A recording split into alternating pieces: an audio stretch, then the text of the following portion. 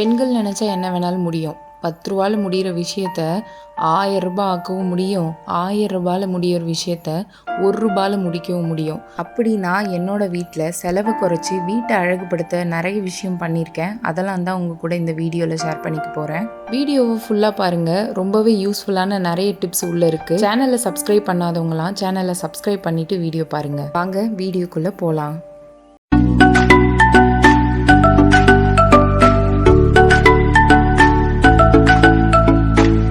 பொதுவாக திருமணம் முடிச்ச பொண்ணுங்கள்லாம் ஒரு 5-6 விஷயத்தில் சொல்கிற ஒரே வார்த்தை என்ன தெரியுமா?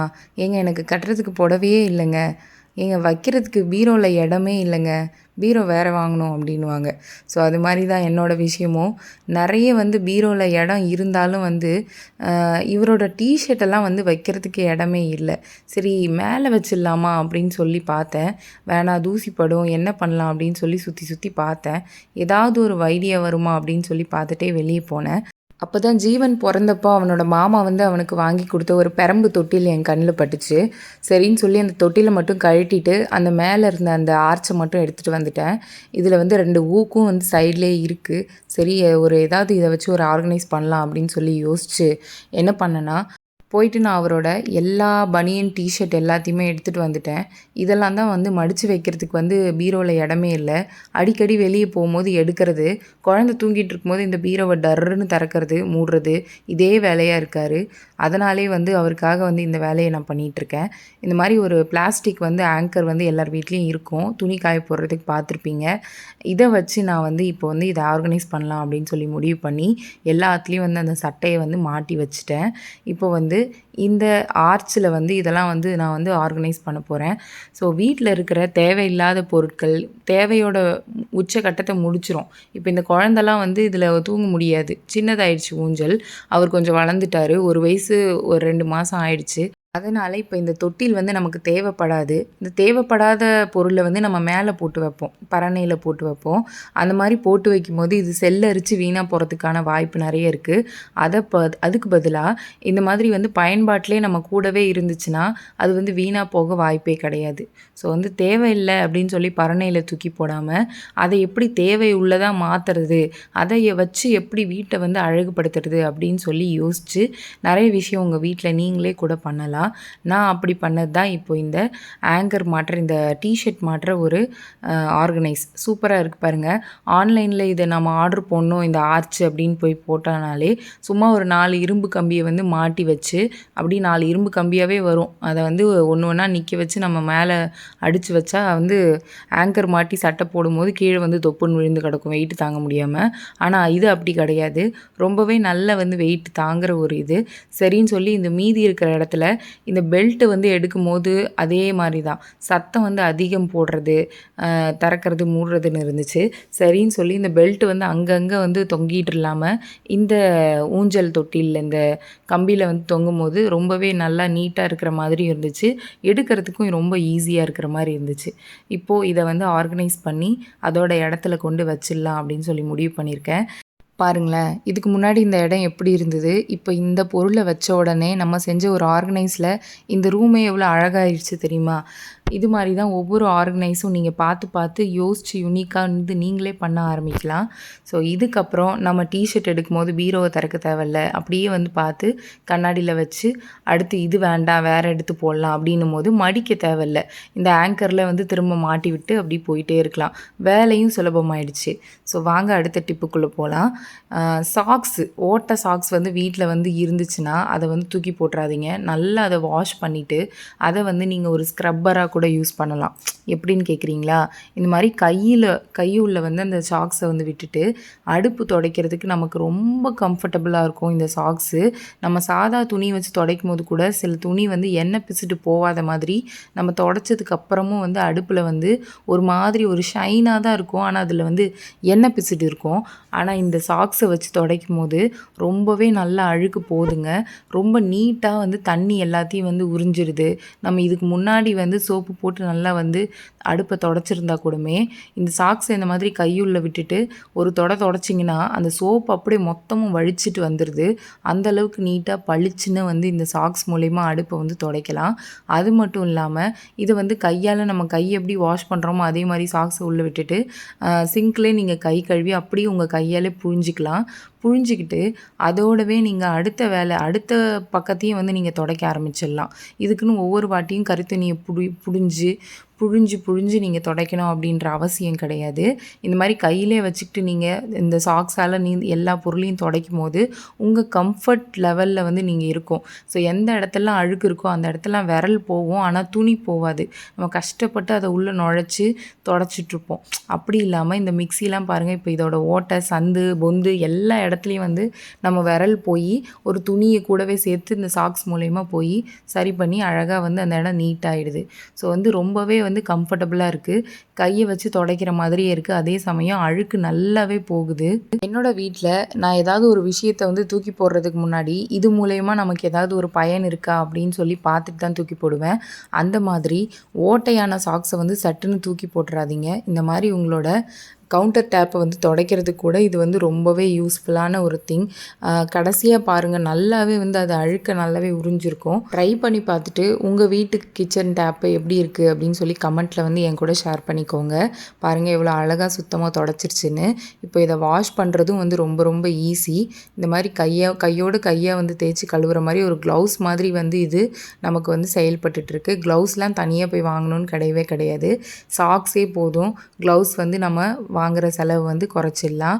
அதுக்கடுத்து பார்த்திங்கன்னா இது மூலயமாவே உங்களோட செவுரு, இந்த கிச்சனில் வந்து எண்ணெய் படிஞ்சிருக்கிற செவரோட கரையெல்லாம் வந்து லைட்டாக சோப்பு தொட்டுக்கிட்டிங்கன்னா இந்த சாக்ஸ் மூலயமாவே உங்கள் கையை வச்சு தொடச்சிக்கலாம். துணியை வச்சு துடைக்கும் போது துணி வந்து தொடச்சிட்டே இருக்கும்போது கீழே வந்து தொப்புன்னு உழுகும். அந்த மாதிரிலாம் இல்லாமல் எல்லாமே வந்து நீட்டாக க்ளீனாக வந்து உங்கள் கையை வச்சு நீங்கள் வந்து அழகாக வந்து ஒரு ஹேண்ட் க்ளவுஸ் போட்டிருக்க மாதிரி வந்து தொடச்சி எடுத்துடலாம் நீட்டாக. பாருங்கள் எவ்வளோ பளிச்சுன்னு வந்து எல்லா பொருளும் இருக்குன்னு. காலையிலே வந்து எல்லாத்தையும் வந்து இந்த மாதிரி கழுவி தொடச்சி வச்சுட்டேன். அதுக்கப்புறம் இந்த மாதிரி ஸ்க்ரப்பர் யூஸ் பண்ணி பாத்திரம் விளக்குறீங்கன்னா வந்து, அதாவது குளிக்கிற ஸ்க்ரப்பர் இருக்கு இல்லையா, இது வந்து கழண்டு நீண்டு வந்துடும். இந்த மாதிரி கழண்டு வர்றதை திரும்ப நம்ம சுருட்டி வச்சு வந்து பாத்திரத்தை விளக்குறது ரொம்பவே சிரமமாக இருக்கும். அதுக்கு ஒரு சூப்பரான டிப் என்ன தெரியுமா? இந்த இலந்தம்பழம்லாம் வாங்கும்போது வந்து ஒரு வலை மாதிரி ஒன்று தருவாங்க.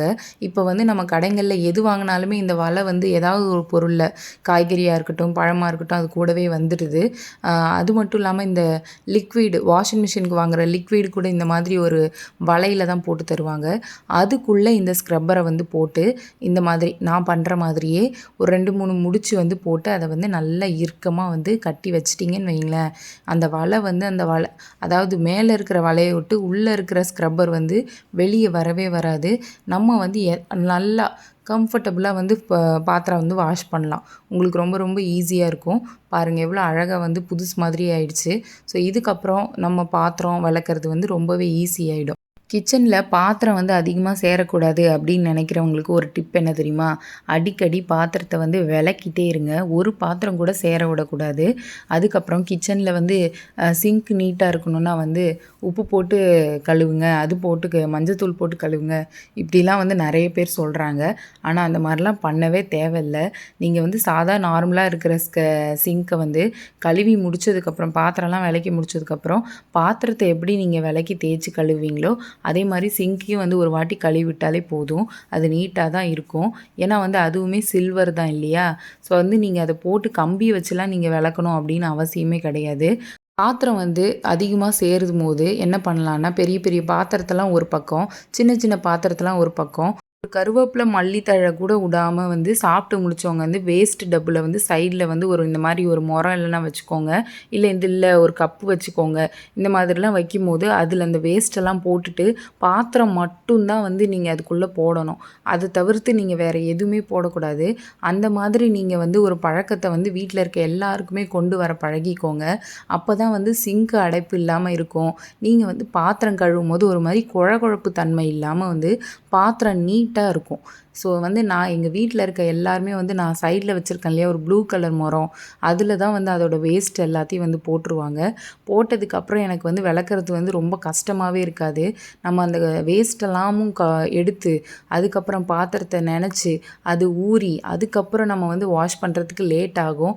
அதை தவிர்த்து அவங்களே வந்து வேஸ்ட் எடுத்து போட்டுட்டு கொஞ்சோண்டு தண்ணி அது கூடவே தெளித்து விட்டு பாத்திரத்தில் போயிட்டாங்கன்னா திரும்ப வந்து நம்ம வந்து பாத்திரம் விளக்குறதுக்கு ரொம்பவே ஈஸியாக இருக்கும்.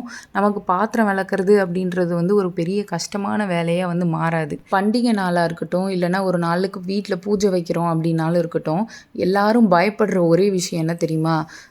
வீடு துடைக்கிறது அதெல்லாம் கூட நீங்கள் அசால்ட்டாக செஞ்சுருவீங்க. இந்த பூஜை தட்டு விளக்குறது அப்படின்றது வந்து மாங்குன்னு தேய்க்கணும் ஐயோ அப்படின்ற மாதிரி நினைப்பீங்க. அதுக்கு வந்து ஒரு சுலபமான ஒரு விஷயத்தை தான் நான் வந்து உங்கள் கூட இப்போ ஷேர் பண்ணிக்க போகிறேன். என்ன தெரியுமா? இந்த க்ளீனிங் பவுடர் சபீனான்னு சொல்லுவாங்க. 15 ரூபா தான் இது கடையில் விற்கிது. இதை வாங்கிட்டு வந்தீங்கன்னா சின்னதாக ஒரு பவுலில் கொஞ்சமாக கொட்டி வச்சுக்கோங்க. ஒரு நல்ல பிளெயினான துணி எடுத்துக்கோங்க. பனியன் கிளாத்து எதுவாக இருக்கணும், காட்டனாக கூட இருக்கலாம்.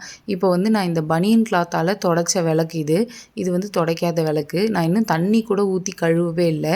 தண்ணி கூட இல்லாமல் ஒரு விளக்கு வந்து எவ்வளோ பளிச்சுன்னு நான் வந்து வெறும் துணியாலே வந்து தொடச்சி வச்சுருக்கேன்னு பார்த்துக்கோங்க. இப்படி இந்த பவுடரில் அந்த துணியை வச்சு லைட்டாக பவுடரை எடுத்து தொட்டுக்கோங்க. அதுக்கப்புறம் இதை வந்து விளக்கில் வந்து நல்லா அழுத்தி பிடிச்சி தேய்ங்க. நல்லா தேய்க்கிறதுலே வந்து நல்லா நீட்டாக க்ளீன் ஆகிடும். பெரிய பெரிய பித்தளை பாத்திர கடையிலலாம் பார்த்துருக்கீங்களா? தண்ணி வச்சுலாம் வந்து எந்த விளக்கையும் அவங்க கழுவ மாட்டாங்க. ஒரு துணி வச்சுப்பாங்க. அந்த துணி கூட ஒரு சின்னதாக பவுட்ரு வந்து அவங்க நமக்கே தெரியாமல் தொட்டுப்பாங்க. ஸோ அதில் வச்சு தான் வந்து எல்லா பொருளையும் வந்து தொடச்சி பளிச்சுன்னு ஆக்குவாங்க. லைட்டாக தொடச்சாலே அதில் இருக்கிற அழுக்கெல்லாம் வந்து அப்படியே அந்த துணியை வந்து ஒட்டிக்கும். எவ்வளோ அழகாக இருந்த துணி வந்து கருப்பாக மாறுது பாருங்கள். பார்க்குறதுக்கு விளக்குல வந்து அவ்வளோ அழுக்கு இல்லாத மாதிரி இருக்கும். ஆனால் வந்து போக போக நல்லா துடைக்க அந்த அழுக்கு வரும். ஏன்னு கேட்டிங்கன்னா அது வந்து அந்த வெளியில் இருக்கிற அந்த எண்ணெய் பிசிடு, வேறு ஒன்றும் கிடையாது. எண்ணெய் பிசிடு தான், வேறு ஒன்றும் இல்லை. சாமிக்கிட்ட என்ன பெரிய அழுக்கு வந்துட போகுது? கற்பூரம் எரியும் போது வர்ற அந்த கரி, அந்த கற்பூரத்துலேருந்து வர்ற அந்த அனல் தணல், ஸோ அதெல்லாம் தான் வந்து அதில் வந்து ஒட்டியிருக்கும். அதெல்லாம் வந்து இந்த மாதிரி இந்த பவுடரை வச்சு தேய்க்கும் போது அழகாக நீட்டாக போயிடும். அதுக்கப்புறம் நல்ல தண்ணியில் நம்ம ஒரு வாட்டி வாஷ் பண்ணி எடுத்தால் போதும். எலுமிச்சம்பழம் தேவையில்ல, பெரிய பெரிய பார் வந்து வச்சுட்டு இந்த விம் பார்லாம் போட்டு தேய்க்க தேவையில்ல, ஸ்க்ரப்பர் தேவையில்ல. ஒரு துணி, இந்த 15 ரூபாய்க்கு ஒரு பவுடர், இது போதும். உங்கள் விளக்கெல்லாம் வந்து அப்படியே சும்மா மின்னு தகன்னு தங்கம் மாதிரி. உண்மையாக சொல்கிறேன், இவ்வளவு நாளும் நான் இதே மாதிரி தான் ட்ரிக் வந்து யூஸ் பண்ணுறேன். இப்போ வரைக்கும் எனக்கு விளக்கணும் அப்படின்னாலே வந்து பயம் கிடையாது. நான் டக்குன்னு எடுப்பேன். நான் இந்த துணி ஒரு காஞ்சி துணி எடுப்பேன், இந்த பவுடர் கொஞ்சோண்டு கொட்டுவேன், நல்லா நீட்டாக தொடச்சி அழகாக வந்து வச்சுப்பேன். ஸோ இவ்வளோ தாங்க. இனி வந்து அதிகமாக வந்து பாத்திரம் விளக்க போகிறோம் அப்படின்னா, அதாவது பூஜை பாத்திரம் விளக்கணும் அப்படின்னாலே பயப்பட தேவையில்ல. பித்தளை பாத்திரங்கள் வந்து அதிகமாக யூஸ் பண்ணணுன்னாலே அதை வந்து விளக்குறதுக்காகவே நிறைய பேர் பயப்படுவாங்க. இனி பயப்பட வேண்டாம். நீங்கள் வந்து தாராளமாக இந்த சபீனா இல்லைனா இந்த க்ளீனிங் பவுடர்னு சொல்லி 15 ரூபாய்க்கு இந்த கடையில் விற்கும். இதை வாங்கி வந்து தேய்ங்க. ரொம்பவே யூஸ்ஃபுல்லான ஒரு விஷயமா உங்களுக்கு இது இருக்கும்னு நான் நம்புகிறேன். ஸோ நான் இந்த வீடியோவில் சொன்ன டிப்ஸ்லாம் உங்களுக்கு யூஸ்ஃபுல்லாக இருந்திருக்குன்னு நான் நம்புகிறேன். ஸோ இதே மாதிரி நிறைய டிப்ஸ் அண்ட் ட்ரிக்ஸ் வீடியோவில் நான் உங்களை மீட் பண்ணுறேன்.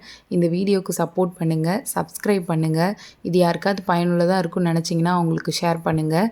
அடுத்த வீடியோவில் மீட் பண்ணலாம். நன்றி, வணக்கம்.